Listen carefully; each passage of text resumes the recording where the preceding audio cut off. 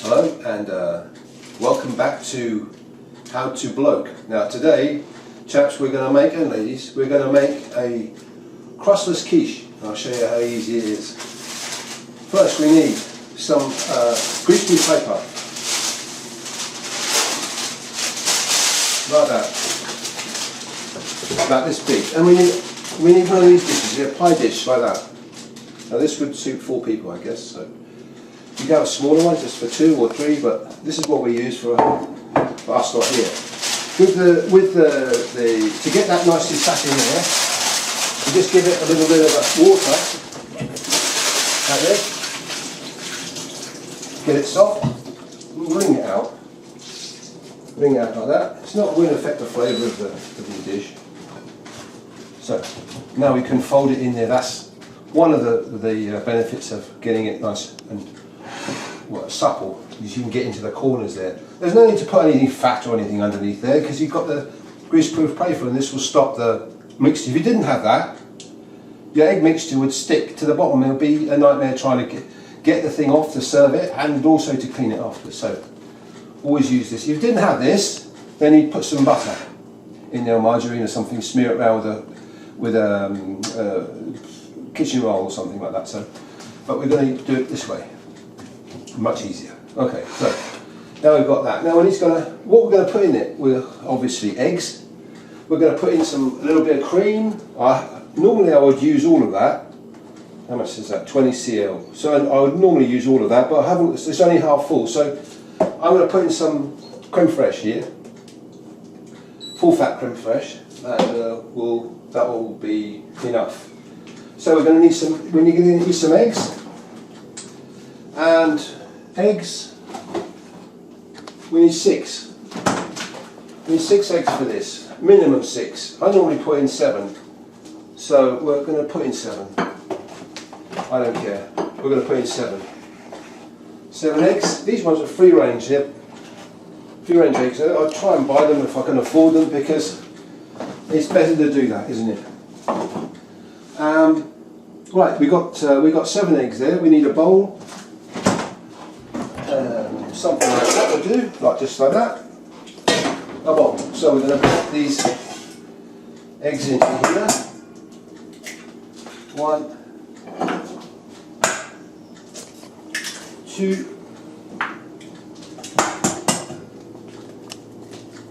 3, 4, 5. Can't count. I'm getting old. Can't count anymore. There's 5 in there. I'm going to put another 2 in there. 1, 2. Put that there. Okay. Another one in there. Another one in there. Okay. Once we've done that, we're going to give it a little bit of a whisk. So we're going to give it a bit of a whisk.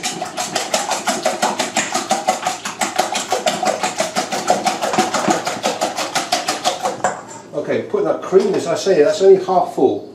So that's 20 cl in there, so there's about, well, I don't know, 10, maybe 15 in there, but it's not going to be enough. You can make it without a cream, but the cream makes the mixture more, how can I put it, softer. It's nicer, sweet, more better experience. Okay, so we'll put some cream in it like that, just to make up a little bit of the thing. We're going to put some creme fraiche in it as well. Just a good dollop of that. Don't put too much in, just a little bit like that. That's good enough for that. So then we're going to mix it up again, gently this time. We don't want egg everywhere. Okay, now we're going to put in some pepper, ground pepper, or if you've got it ready milled, put some pepper in. We're going to put a little bit of salt in there like that. Okay, so that's the egg thing, that's out of the way. What you can do is you can add some of these salad herbs, which I normally do, which I'm going to do today. They're salad herbs, like a mixture of parsley and chives and bits of garlic and shallots and stuff. You can just get a little capful like that. That'll do. And just stick it in like that. Just gives a little bit of more flavour. looking for flavour all the time. So, that's all ready to rock when we need it. Now we're going to put, what can we put in the quiche? Well, you could just leave it like that and just put that in there and cook it, but we need to make it a bit more interesting because it's lunchtime, and you know it's not a quick snack, it's a main meal. So what can we put in there? We're going to put in, let me get rid of these eggs first. Get rid of these eggs. Go in there. You could recycle the eggs if you've got a composting. Anyway, so we're going to put it. I made these potatoes yesterday. There's only a few left, so I'm going to chop them up. Just to chop them up interestingly shaped, and we're going to make something with these. Okay, so you don't have to put. If you can cook potatoes, put something else in. I'll show you some options in a minute. Okay, so there's potatoes. Now they can go in there like that. You don't have to have a pan hot to begin with because you're going to be adding ingredients. So just stack it up in the pan and then turn the pan on. Okay, after that we're going to put in some, for today, some chopped peppers. These are frozen ones. And they're good value actually. You can buy a big bag of these because often the fresh ones they tend to go off and rotten quickly, so I like to buy these frozen peppers and put them in. Capsicums are the name, so we'll put some of those in like that. And then we're going to put in some onion. This is my onion, use that one. This is my onion. So we're going to cut this onion up and this is, sorry about the size of the knife, you don't need the bigger knife, but my other one is in the wash, so I just pick this one up. Okay, so we're going to chop this onion up, and we're going to do something like this. Hopefully not cutting our fingers, like this. How much onion do you use? Well, I don't know. If you like onion, then put plenty in. If you don't, then don't. You don't have to add onion. It's just another ingredient to give flavour. This is what you want, flavour, flavour, flavour. Okay. So,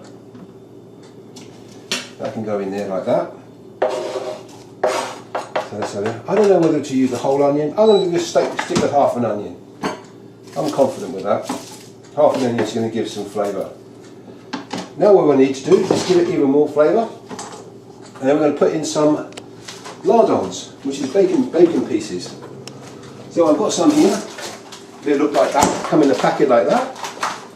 So they're frozen already, but don't worry about it. They're going to get. You don't need to defrost these. You just need to unwrap them like that and chuck them in. Don't chuck them in like that. Job done.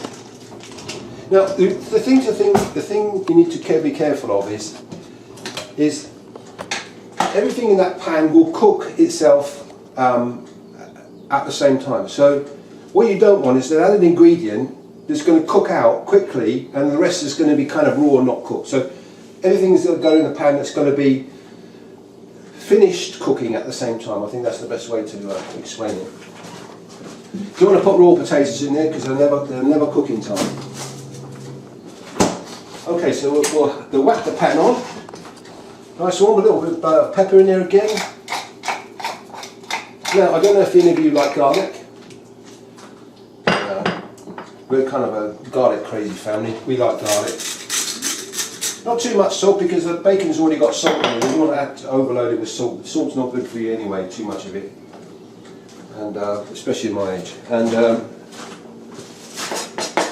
so, what you can do is to put in some garlic, as I said. Now what we're going to use here, again, this is frozen garlic. Frozen garlic.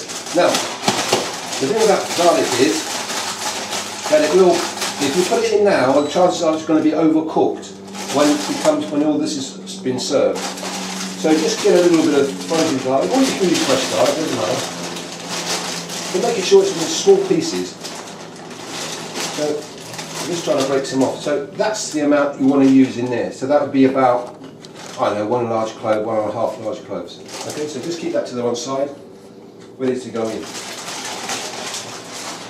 Now, cooking this, it's not as quick as a gas ring, but we're going to put a little bit of good quality oil in. This is healthy oil, I think, and it's important they cook with good quality oil. I always try to.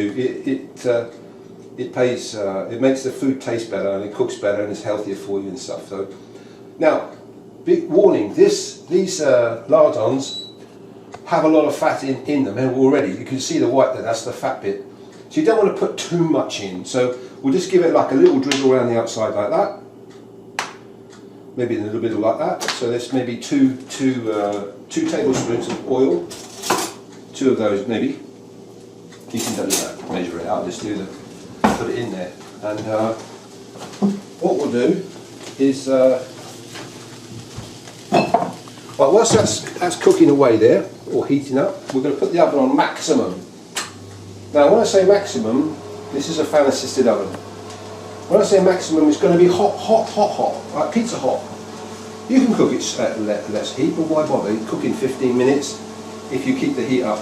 And so we're going to do that. We'll come back to you after this has been cooking for about 10 minutes or so on maximum.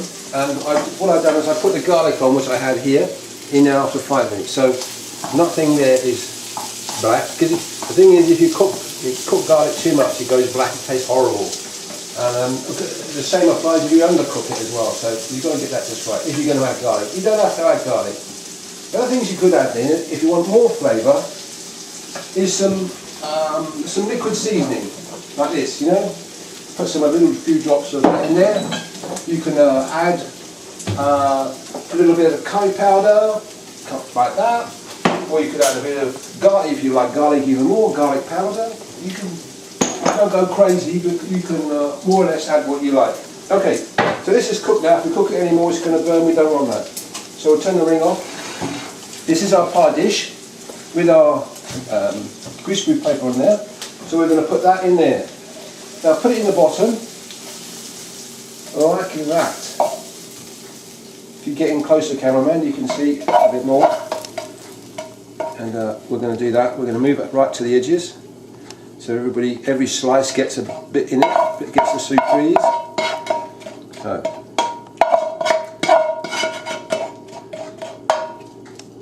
So there we go. That looks colourful, doesn't it? If it looks colourful on a plate, normally it's healthy. It looks like colours of the rainbow. It's going to do you good. Mind you, the fried potatoes as well. Okay, well, perhaps not those, but the rest in there is good. Anyway, there's plenty of flavour in there, packed with flavour. Now, so that's our pie dish. So this is the mix, the egg mixture we've done. Remember, 7 eggs, a little bit of cream, a little bit of creme fraiche. So we're going to mix up again, just like that. And then, whoop, I spilled some. Then we put pour it over the what we've got in the pie dish, just like that. Now we're going to be a bit fancy here. We're going to be a bit fancy, and we're going to add a tomato, just so it looks good when you serve it up. Excuse me. Wash the tomato,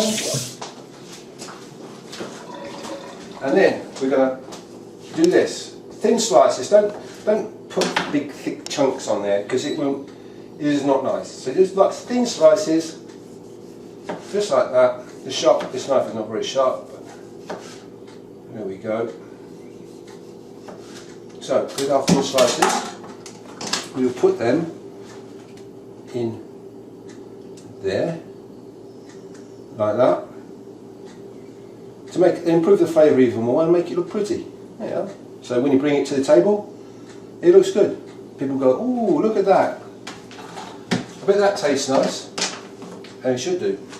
So now what we're going to do, we're not going to put it in the oven. You can put it in the oven like that, but if you stay there, cameraman, don't move. what we're going to do is we're going to put it on this tray here, this baking tray. Why? Because when you get the thing out, it's going to be hot. So it's easier, rather than try and grab the size of that, you grab the tray, obviously not with your bare hands, but with the oven gloves, such as these. So you're getting a hold of it like this, not like that. You see where that stuff is going to go in there? It's going to be difficult. So this is easier. So now we're going to put it in the oven. And this is going to go in the oven. Now, I said 15 minutes before, but I would say put the time on 15 minutes and then check after 15 minutes. If you get hold of the in the oven, come down here, cameraman, to check it's done. You just if you do wiggle it like that, if you still see some egg wiggling, put it back in there because it needs another 5 minutes. Okay, so we're going to put that on maximum. We're going to set the timer for 15 minutes. Or 15, 16 minutes, something like that. It doesn't have to be exact. And we're going to come back. And we'll see in a minute when we come back and we'll have a look at what we're back. I've got my mittens on. We're going to go and check the crustless quiche that we've been making. See if it's done. Cameraman, get in here. Now, the oven's still on, as you can see. Now, you probably can't see on the camera, this is after 16 minutes. But this, in the middle there, it's still a little bit wobbly. So that can go in for another 5 minutes. So turn off for 5 minutes. Keep it on high. After 5 minutes, it'll be fine. We're back again after 5 additional minutes to cook this crustless quiche. So we're going to get it out now. I'm confident it's going to be done. You'll see exactly what I mean. So we'll get the thing out. Now, look what I told you about getting this thing out. You don't have to stick your big hands in there to get this thing out. You just pick it up by the edges of the tray and lift. Voila! So, is that cooked, do you reckon? It will be. Well, it carries on cooking and settles down. Don't serve it now. Just give it a few moments to settle down. And you'll be able to see in a minute. We'll be cutting it after a few minutes. When it's settled down, we'll cut it and you'll see exactly what we're on about. This is the moment of truth. You've seen the preparation and cooking of it. Now we're going to sample. I'll let it cool down a little bit. You don't really want to eat quiche that's red hot because the flavours haven't developed. It's better to eat it like warm to warmish. So here we go. We're going to cut now into this quiche. We're going to cut it all the way across. So you can see how nice and firm it is. Kind of looking really good. Just like that. And what you can do here to make it serving easier is just pick it up like this. And you put the spatula underneath it. This is a big piece, and there you have it. That tastes better than it looks. I trust me on that.